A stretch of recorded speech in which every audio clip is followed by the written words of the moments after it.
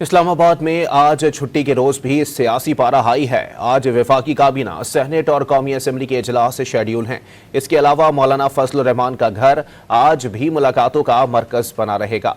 मजीद जानते हैं don news के नुमाइंदे उमैद अली से। उमैद, बताइएगा शहरी इक़्तिदार में इस वक्त क्या सूरत हाल है और कौन कौन सी एक्टिविटीज होंगी?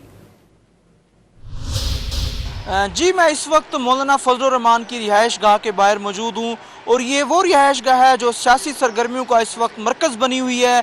गुज़िश्ता रात भी हमने देखा कि रात गए यहाँ पे मौलाना फजल रहमान और बिलावल भुट्टो और दीगर सियासी जमातों और इसी तरह जो हुकूमती वफ़द था उनकी मुलाकातों का सिलसिला मौलाना फजल रहमान के साथ जारी रहा।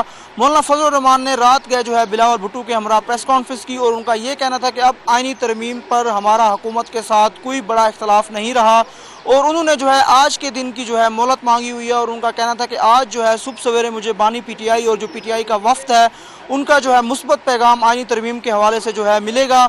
और अभी इतलात ये मौसूल हो रही हैं कि पीटीआई के वफ्द और मौलाना फजल रहमान के दरमियान जो है आज दोपहर जो है मुलाकात तय पा गई है। आज दोपहर में जो है मौलाना फजल रहमान और पीटीआई के जो वफ्द है उनके दरमियान जो है दोपहर में मुलाकात होगी। ताहम रात गए हमने देखा कि सेनेट और कौमी असम्बली के जो इजलास है उनका वक्त में भी जो है बार बार तब्दीली की गई और बाद में जो है इजलास मुलतवी किए गए।